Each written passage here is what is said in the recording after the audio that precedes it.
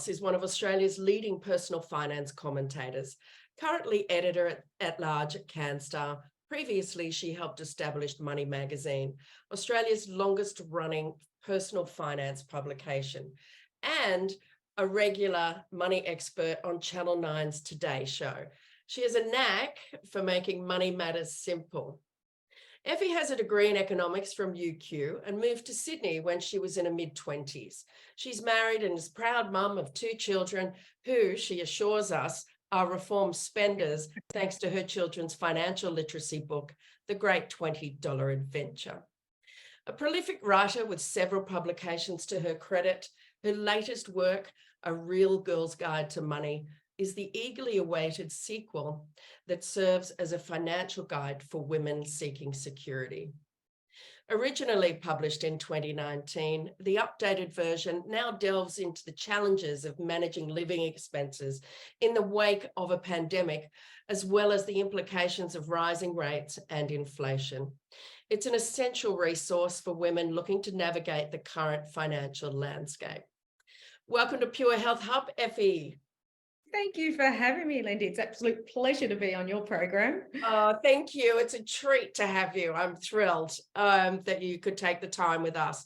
As you know, and we were mentioning it before, women really have drawn the short straw in so many ways, right? The lack of education we had, and it's a whole bunch of things for these women who are in this 50+ age group. So I want to focus a little bit on them today. So the pandemic, of course, has been a time of global transformation. Many emerged as financial beneficiaries, of course, but regrettably, a larger proportion experienced unfavorable outcomes.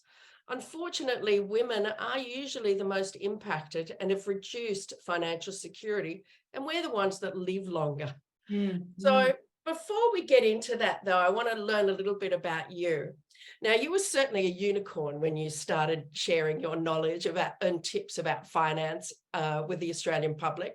A woman who's plain speaking about finance in the media. So what was your pathway to Australia's finance sweetheart? Were your parents great financial educators, or was the interest developed around the dinner table, or did economics come later in life? There's so much there to unpack. I've always had an interest in finance, and I'd love to say it was because my family sat me down and we talked about money all the time. We didn't. We absolutely didn't. My parents, immigrated from Greece. Probably like most Greeks that came to Australia, worked extremely hard, extremely long hours, set up their own businesses. And mine were obviously a lot of Greeks were involved with fish and chip businesses and so on. So they worked extremely hard to give us the best that they could possibly give. And it's unfortunate because had my parents talked more to me about money, I would have realized that we weren't rich. I was brought up in a situation where they would do everything in their powers to, get food on the table, clothing, have what I wanted to a certain extent. But they never really discussed how difficult that was to give to us. And it was the old story where, I used to think that we were extremely affluent, but we weren't by a long means from there. And it wasn't until I think it was in year 10, I went to school on the Gold Coast. I did economics, and I think his name is Mr. Higgins, if I remember correctly. He changed my world as far as having a passion for finance. And I did economics and I loved it, absolutely loved it. And for me, I guess it was fear of missing out that I think I had to be better with money, because my parents did the best they possibly could, but they worked so hard rather than letting their money work hard for them, that they worked hard for getting their money. And I then followed that through economics at uni and just fell in love with it. It just made so much sense to me. And I started a career more so in banking as a graduate trainee, and my path was going along that way until I answered a job for Paul Clitheroe, who is, and I'm sure a lot of your listeners would know that Paul is the guru financial advisor. and he was starting a show called The Money Show on Channel 9. And he was looking for a finance expert. And I remember my first interview with him and how he got me over there on half my salary, mind you, because his biggest tip was, it's not what you earn that counts, as what you spend, which is why he said, yeah, I'll give you this job, but at half the salary. Yeah, very clever, very clever. And you're right. I think as a woman back then, I'm not a financial advisor. I need to make that clear, but have been in the game of passing on financial information as a journalist, as a communicator. I mean, nobody was kind of talking about, why you should be buying shares in a bank than saving in a bank back then. And this was a show that was rating back then, I guess, the equivalent of what Married at First Sight may be rating now.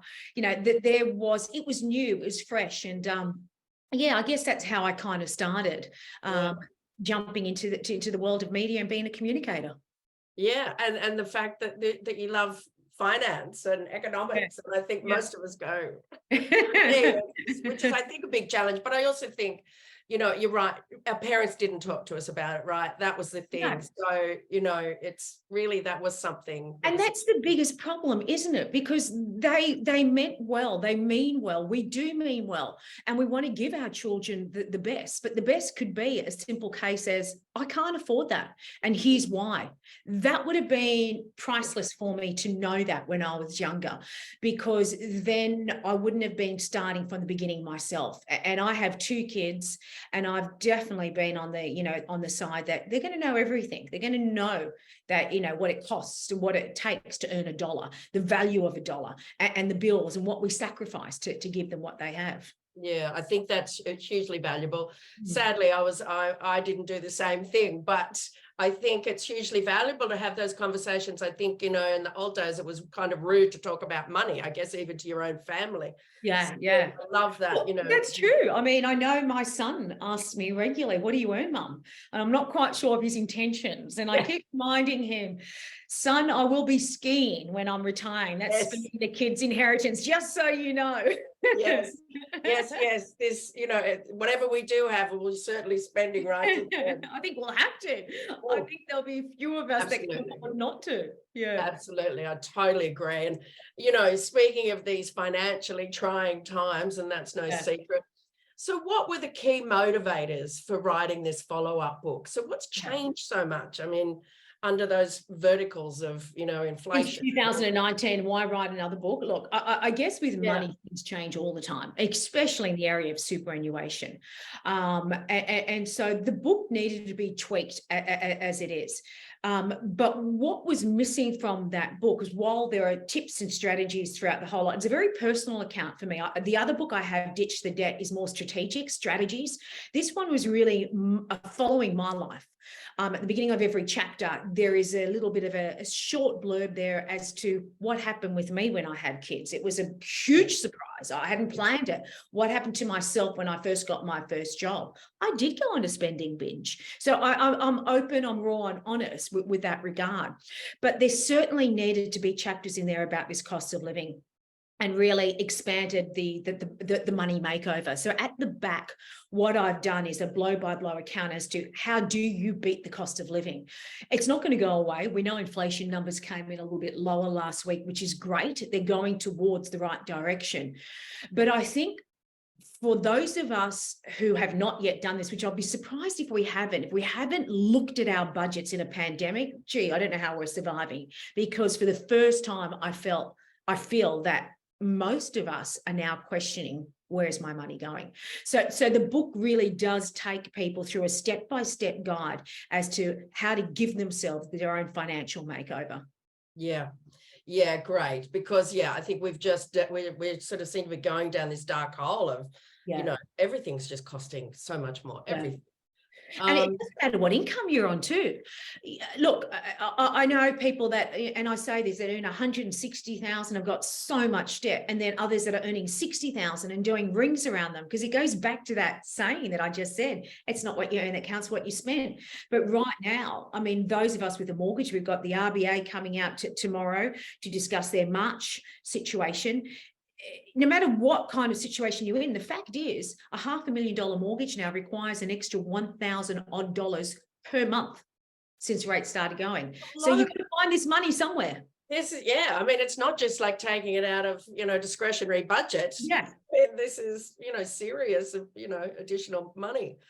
Yeah. Okay. So there really was so much really that needed to be adjusted. I guess financially there really does need to be adapted kind of communications in money. Like we sort of assume that we set and forget a budget, but it's not like that, as you say. Oh, look, that's one tip I give in the book. A budget is living and breathing. You do not set a budget and just leave it there. And that's why, yeah. Well, at least you've got one, which is good. And that's why budgets do fail, because life changes, life throws curveballs, things happen. You promise yourself you're not going to spend more, but you may do so. So, budgets need to be revisited, at least in my eyes, twice a year. I mean, I like to do it around the end of tax time. Obviously, doing my tax affairs, it's a great opportunity to clean up my situation. And then I do it again at Christmas, only because I take Christmas holidays. So I find that I've got some time to sit back, take a little bit easier and go through my affairs in a bit more, time. Yeah, good tip and good timing, actually. All right. Again, we talk about, women are left behind financially in many ways for baby boomers and Gen X particularly. Many of us, what we were saying, we're simply not taught much about creating wealth and managing money and budgeting. And, we're now paying the price for that, really. The end of a marriage, the death of a partner, or the fact that we haven't been on an equal paying field with men. So as these gens are now getting close to retirement, many of us don't have enough money to do so. Yeah. Is there anything that we could be doing to improve our financial position, or is it kind of too late? Look, I like to say it's never too late, and it's not too late, but boy, it's harder. I'm not going to let's not kid ourselves now. Especially if you are heading towards retirement, you don't have these magic, numbers that we need. I know ASFA, the superannuation body, came out with some new numbers because of the cost of living has gone up. And this has been the same for such a long time, but because prices have gone up in, essential items like food, fuel, energy.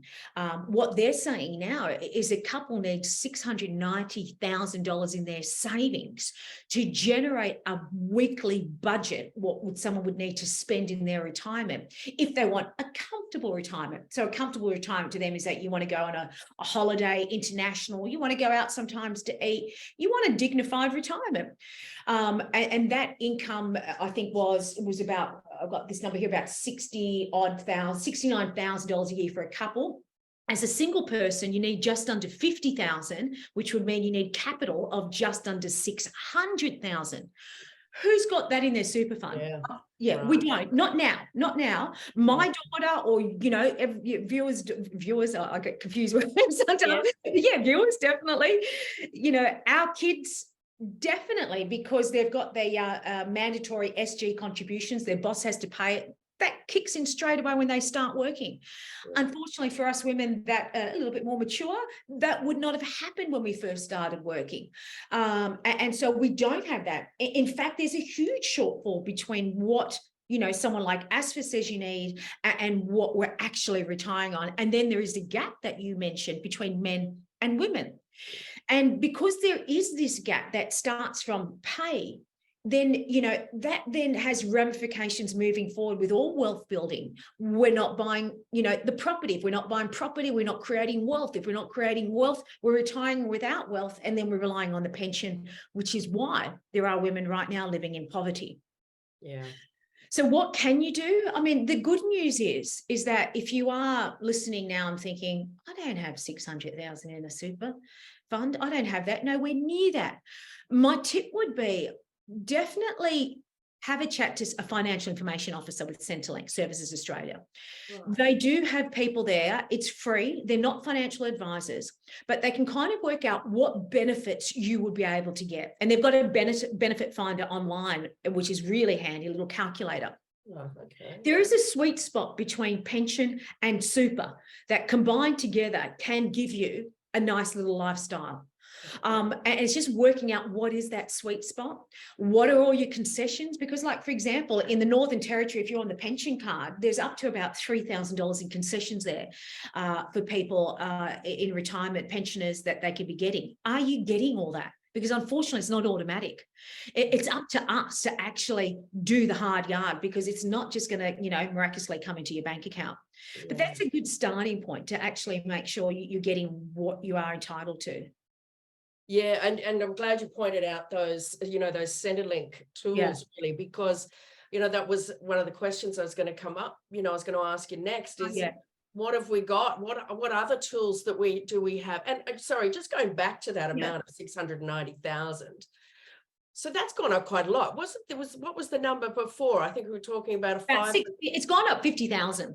It's gone up 50,000, either for a single person or a couple, what they need in their actual savings to have a comfortable retirement.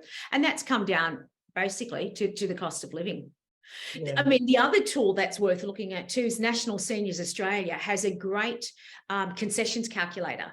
Go on there, put in your state that you live in, and then just click on the buttons of what you receive. Is it the healthcare card, the Commonwealth Seniors Healthcare card? Is it the pension card? And up will come up your maximum benefits across everything. So that's one that is a handy little tool.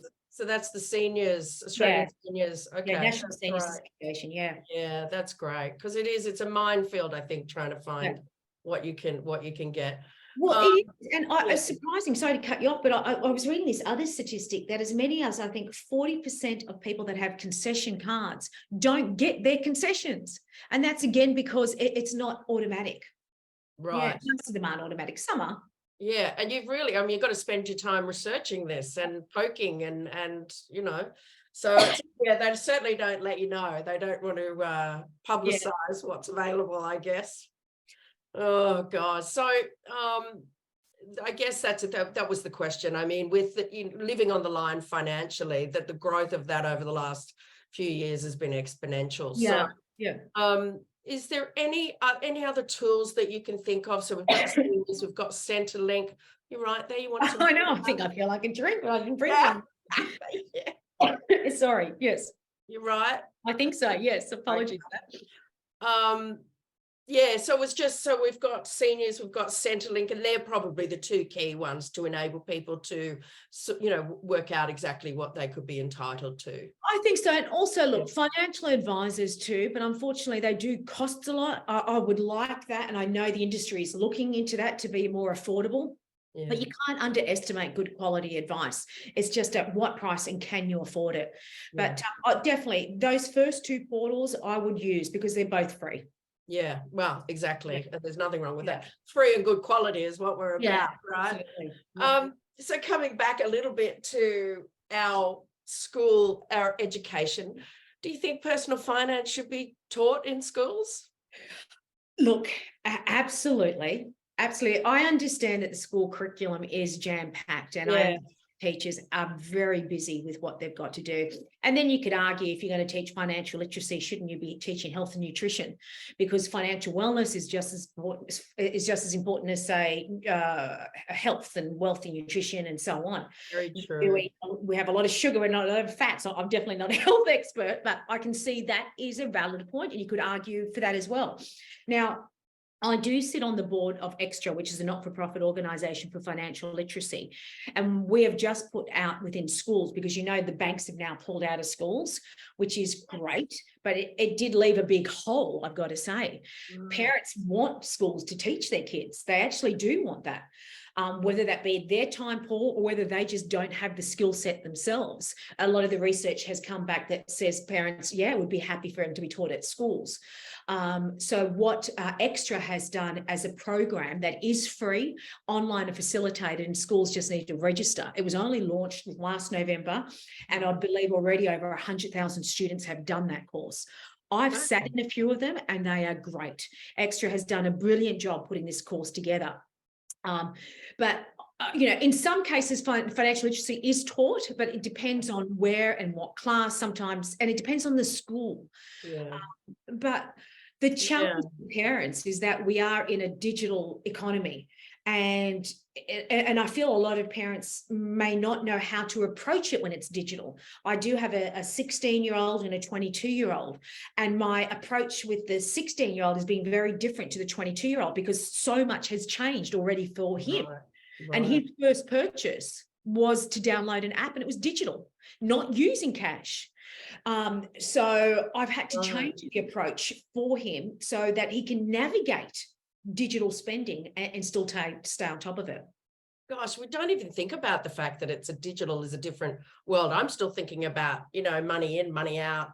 Yeah. The Well, those still fundamentals. apply, Linda. No, they're very important. The Yeah. value of money is really, it's, if you can hold it, feel it, see it, there is importance in doing that. But at the end of the day, my son transacts all online. And so I've had to kind of make sure, does he have the right bank account? With kids, doesn't really matter if they're not paying a ridiculously high interest rate, although with rates now gone up, 10 consecutive hikes, saving accounts are paying very nicely. And there's a lot of good kids accounts paying nicely. But bank accounts aren't going to make kids rich. The bank account that you need to choose is one that obviously doesn't have fees. If it pays a bit of interest, great, but has a great digital platform. So they can download the app on their phone. They can see their transactions. If I pay for chores, they can see that. So I look for that more with kids banking rather than just making sure it's paying the highest rate. Yeah. And you're right, going back to that, our educators have got enough on their plates, right? Yeah. But sometimes I feel like they should be ditching some of the other stuff that's getting in finance and health and well-being. I can think of a few subjects to ditch, but I won't say that. No, be very careful because you know. Absolutely. Well, I'm thrilled, and I can't wait. I'm sorry I haven't had a chance to read this book, but I cannot wait to get stuck into it. Thank you. Thank you so much for joining us today. And everybody, remember that you can get Effie's book online, and we'll have links available to that. Thanks so much, Effie, for joining us.